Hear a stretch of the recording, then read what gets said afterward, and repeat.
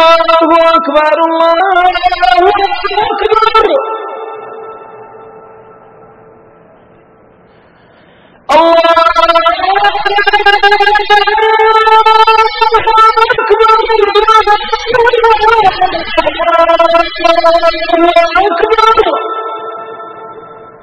அஸ்ஸலாமு அலைக்கும் வரஹ்மத்துல்லாஹி வபரகாத்துஹு. பேரன்பிற்குரிய சகோதரர்களே, இன்றைய வாராந்தர அமர்விலே முஸ்லிம்களின் இந்தியாவும் இந்தியாவில் முஸ்லிம்களும் என்ற தலைப்பு எனக்கு தரப்பட்டிருக்கிறது. இந்த தலைப்பு இப்பொழுது தேர்வு செய்யப்பட்டிருப்பதற்கான காரணம் என்னவென்றால்,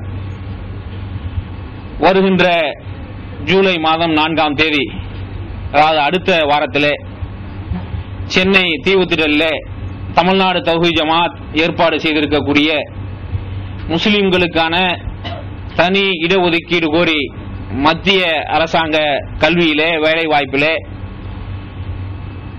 நடத்தவிருக்கின்ற பேரணி மாநாடு, அதனுடைய முக்கியத்துவம், இந்த கடைசி நேரத்தில் நாம் அவற்றுக்காக ஆற்ற வேண்டிய பணிகள் போன்றவற்றையெல்லாம் ஒரு முறை நம் அனைவருக்கும் நினைவுபடுத்துவதற்காக இந்த தலைப்பு தேர்வு செய்யப்பட்டிருக்கிறது.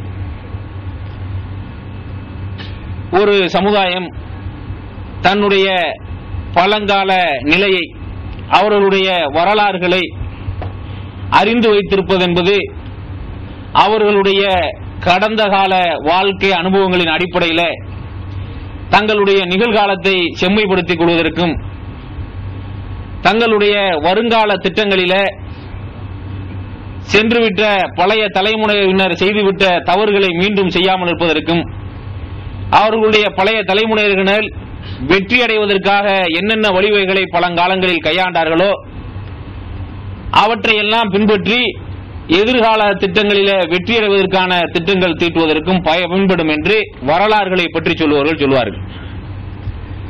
அதுபோல இந்தியாவில் இந்த முஸ்லிம் சமுதாயம் இருந்த நிலை என்ன என்பதனை நாம் சற்று சீர்தூக்கி பார்க்க வேண்டும். ஏனென்று சொன்னால், இந்தியா என்று நாம் வாழக்கூடிய இந்த நாடு கிபி 42க்கு முன்னால் இந்தியா என்ற ஒரு நாடாக இருந்ததே இல்லை. இந்த இந்தியாவை, இந்த அகண்ட பாரதம் வேண்டும்லாம் இப்ப பேசிக்கிறாங்களே, இந்த அகண்ட பாரதத்திற்கு சொந்தக்காரர்களுடைய மூதாதையர்கள் முஸ்லிம்கள் இந்த நாட்டுக்கு வருவதற்கு முன்னால் ஆண்ட அகண்ட பாரதம் என்னவென்று சொன்னால், இப்போது இருக்கக்கூடிய பஞ்சாப் இருக்க, பாகிஸ்தான்ல இந்தியாவிலும் உள்ள பஞ்சாப், அதுக்கு மேலே இருக்கக்கூடிய ஆப்கானிஸ்தான், அதுல மேலே இருக்கக்கூடிய அந்த பகுதிகளைத்தான் சந்திரகுப்த மௌரியர் ஆண்டதாக வரலாறுகள் சொல்றது. கிமு காலத்தில் இதுதான். இதுக்கு முஸ்லிம்கள் இந்தியாவிற்கு வருவதற்கு முன்னால் இந்திய துணைக்கண்டத்தை, இந்த இந்திய பரப்பளவை, பெரும் பரப்பளவை ஆண்ட முஸ்லீம் அல்லாத ஒரு மன்னர் யாருன்னு கேட்டா அவர்தான். அவர் எவ்வளவு பெரிய பரப்பளவை ஆண்டார் என்று சொன்னால், பஞ்சாபுக்கு மேல உள்ள பாகிஸ்தான், ஓரளவுக்கு ஆப்கானிஸ்தானுடைய மத்திய பகுதி வரைக்கும் உள்ள பகுதிகளை ஆண்டதாக இப்ப வரலாறுகள்ல கூட நம்முடைய மாநில அரசாங்கத்தினுடைய தமிழ்நாடு அரசு பாட புத்தகங்கள்ல, சின்ன பிள்ளைகளுக்கான வரலாறு புத்தகங்கள்ல கூட நீங்க பார்க்கலாம், சந்திரகுப்த மௌரியருடைய ஆண்ட பகுதி என்று. இந்த காலகட்டத்தில் இந்தியா என்ற இந்த ஒரு நாடு பல வரலாற்று ஆசிரியர்கள் எப்படி இருந்தது என்று சொல்லுகின்றார்கள் என்றால், குறைஞ்சபட்சம் ஒரு 1000 நாடாவது இருந்துச்சு. இப்போது நாம் சொல்லுகின்ற ஒருமித்த இந்தியா என்பது ஒரு 1000 நாடுகளாக இருந்தது குறைஞ்சபட்சம். ஒரு கட்டத்தில் ரொம்ப குறைஞ்சு 356 நாடா இருந்துச்சு சொல்றாங்க. முஸ்லிம்கள் இந்த நாட்டுக்குள்ளே வரும்போது இப்போது இருக்கக்கூடிய இந்தியா என்பது 356 நாடுகளாக இருந்தது. இந்த நாட்டுக்குள்ளே முஸ்லிம்கள் வந்தது எதுக்கு, வந்ததுக்கான நோக்கம், வந்தார்கள் வென்றார்கள் என்று வரலாறு எழுதியவர்கள் எல்லாம் முஸ்லிம்கள் வந்ததுக்கு பொருளாதாரம் தான் காரணம் என்று காரணம் கற்பிச்சவங்க எல்லாம் இருக்கிறாங்க. இப்படி பார்த்தோம்னா வந்தவர்கள் யாரெல்லாம் வந்தாங்க, இப்ப இந்தியாவை அகண்ட பாரதத்தை ஆள போறோம் சொல்லிக்கிட்டு இருக்கிறவங்களும் கூட ஒரு காலகட்டத்தில் கைபர் போலன் கணவாய் வழியாக ஐரோப்பிய பகுதியிலிருந்து இந்தியாவுக்குள்ள வந்தவங்க தான். இப்ப அகண்ட பாரதம் சொல்றவங்க கூட முஸ்லீம்கள் வர்றதுக்கு கொஞ்ச நாளைக்கு முன்னால ஐரோப்பிய பகுதிகளில் இருந்து இந்தியாவுக்குள்ளே வந்து அவங்க சிந்தனை கரையில் இருந்தவங்களை எல்லாம் தோக்கடிச்சிட்டு நாட்டை பிடித்த ஆண்டவர்கள் தான். இந்த நாட்டுக்கு சொந்தக்காரர்கள் என்பவர்கள் தெற்கு பகுதியில் கொஞ்சம் பேர் இருக்காங்க. இவங்க தான் பாரம்பரியமா வந்துகிட்டு இருக்கிறவங்க. அப்ப வந்தார்கள், ஏன் வந்தார்கள், எதற்கு வந்தார்கள், வந்ததனுடைய நோக்கம் என்ன, இதையெல்லாம் பார்க்கணும். ஒவ்வொருத்தருக்கும் ஒரு நோக்கம் இருக்கு. ஒவ்வொரு காலகட்டத்திலும் ஒவ்வொரு நோக்கம் இருந்தது. அது மாதிரி முஸ்லீம்கள் இந்தியாவுக்குள்ள வந்தாங்க. அதுக்கு பல நோக்கம் இருக்கலாம்.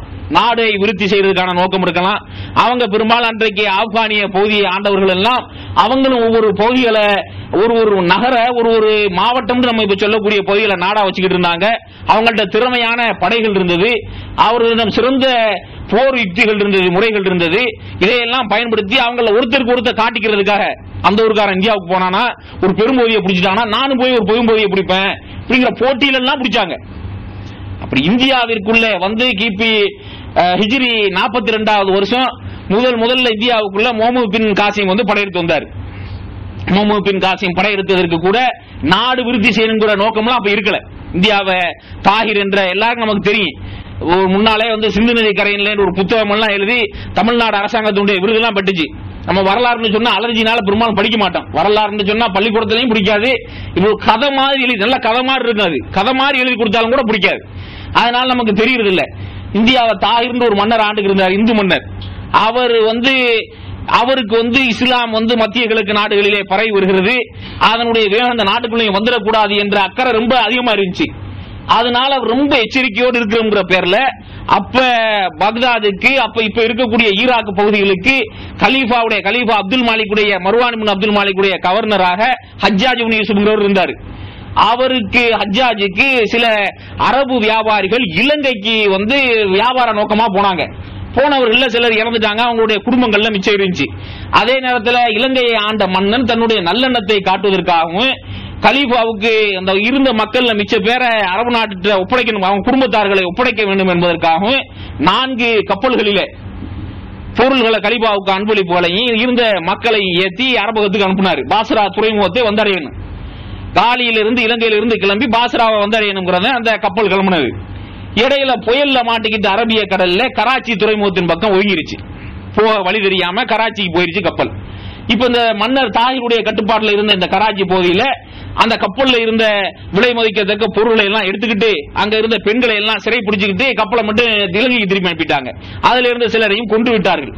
இந்த செய்தி கலீஃபாவுக்கு ஹஜ்ஜாஜுக்கு கவர்னர் அந்த ஹஜ்ஜாஜுக்கு போன உடனே அவர் தன்னுடைய சொந்தக்காரரான அப்ப 17 வயசே நிரம்பப்பட்ட முகமது பின் காசிம் என்பவருடைய தலைமையில ஒரு படையை அனுப்பி இந்த வழி கப்பல் கொள்ள பண்ணிக்கிட்டு இருக்கிறவனை போய் தண்டிச்சு என்னன்னு கேட்டுவாங்கன்னு அனுப்பினாரு. இதுதான் முதல்ல அரசியல் ரீதியாக இந்தியாவிற்குள்ள இஸ்லாம் வந்த வரலாறு இப்படிதான் வந்துச்சு. இதற்கு பின்னால் முகமது பின் காசிமுடைய படையெடுப்பு நடந்துச்சு. அந்த காலகட்டத்தில் படையெடுத்தாங்க, வெற்றி மேல் வெற்றி அடைந்தார்கள். அதுக்கு பின்னால அவங்களுக்கு உள்ள அரசியல் எல்லாம் நடந்துச்சு, அது வேற விஷயங்கள். இதே காலகட்டத்தில் என்ன நடக்குது என்று சொன்னால் அரபகத்தில் இருந்து குறிப்பாக ஏமன் பகுதிகளில் இருந்து கிபி ஹிஜ்ரி 44-45வது வருஷத்துல வியாபாரத்திற்காக ஏமனுடைய துறைமுகங்களில் இருந்து தமிழகத்திற்கும் இலங்கைக்கும் சில வியாபாரிகள் வர்றாங்க. தமிழகத்தில் காயல்பட்டினத்தில் வந்து இறங்கினதாக வரலாறு சொல்லுது. வந்தார்கள், இலங்கைக்கும் போனாங்க. இந்த வழியாகத்தான் தென்னகத்திற்குள்ள இஸ்லாம் வந்தது. அதனால இப்ப சில வரலாற்று ஆசிரியர்கள், மேலை நாட்டு வரலாற்று ஆசிரியர்கள் கூட இந்தியாவுக்குள் இஸ்லாம் வந்த விதத்தை சொல்லும் போது பொலிட்டிக்கல் இஸ்லாம், பிசினஸ் இஸ்லாம் சொல்றான். பிரிச்சு சொல்றது காரணம் என்னன்னா, பொலிட்டிக்கல் இஸ்லாம் சொன்னா அரசியல் கலந்தது, பிசினஸ் இஸ்லாம் வியாபாரம் பண்ணி காசு கொடுத்துவாங்கன்னு நினைச்சுக்கிறாங்க. வியாபாரம் பண்ண அந்த ஆட்களால பரவுனதுக்கு அவன் வச்சிருக்கிற பேர் பிசினஸ் இஸ்லாம். படையெடுத்து வந்ததனால் வட இந்தியாவில் பரவுனதுக்கு பேரு பொலிட்டிக்கல் இஸ்லாம் அப்படின்னு வச்சிருக்காங்க. அவங்க தென்னகத்திலே இஸ்லாம் ஆரம்பத்திலே வளர்ந்த விதமெல்லாம் இப்படி வியாபாரியாக வந்தவங்க அவங்களுடைய வாழ்க்கை முறை, அவங்கள்ட்ட இருந்த ஞானம், அவங்கள்ட்ட உள்ள கொடுக்கல் வாங்கல் முறைகளை கண்டு மக்கள் கவரப்பட்டு தான் அவங்களுடைய இந்த மார்க்கத்தை ஏற்றுக்கொள்ள வேண்டும் என்ற உந்துதல் மக்களிடத்தில் ஏற்பட்டது. இப்படி வந்து அதற்கு பின்னால் என்ன நடந்தது என்று சொன்னால், ஒவ்வொரு காலம் மாறி மாறி வந்து பலர் தொடர்ந்து இந்தியாவின் மேல் படையெடுத்தாங்க. படையெடுத்து முஸ்லீம் மன்னர்கள் இந்தியாவை அந்த காலத்திலிருந்து 1800கள் வரை ஏறத்தாழ 800-900 வருடங்கள் முஸ்லீம்கள் தான் இந்த நாட்டை ஆண்டாங்க. இந்தியா என்ற ஒரு நாட்டை பல பகுதிகளையும் பிரிச்சும் சேர்த்துமாக அந்த காலத்திலிருந்து கடைசி வரைக்கும் 800 ஆண்டு காலத்திற்கு மேலாக இந்த நாட்டை முஸ்லீம்கள் தான் ஆண்டார்கள். சுருக்கமா சொல்லணும்னா முஸ்லீம்கள் இந்தியாவிட்ட முஸ்லீம்கள் இந்த நாட்டை உருவாக்கியவர்களே. இப்போது இருக்கக்கூடிய இந்த இந்தியாவில் இருக்கக்கூடிய நடைமுறை சிஸ்டங்கள்ல வந்து நிறைய வார்த்தைகள்ல கூட இப்போ என்னதான் நாங்க வந்து தமிழ்ல தவிர வேற ஒண்ணுமே பேச மாட்டோம், கண்டுபிடிச்சு பிற மொழியெல்லாம் நீக்கிறோம்லாம் தனியா டிவி நடத்துறான். கண்டுபிடிச்சு ஒவ்வொரு வார்த்தையா எடுக்க போறோம் அப்படின்னு டிவி நடத்துறான். டிவி நடத்திட்டு விவசாயம் ப்ரோக்ராம் போடுறான். விவசாயத்துல என்ன அப்படின்னு நல்ல மகசூல் கிடைச்சிருச்சுங்கிறான். அரபி டிக்ஷனரியில் போய் பாருங்க, நல்ல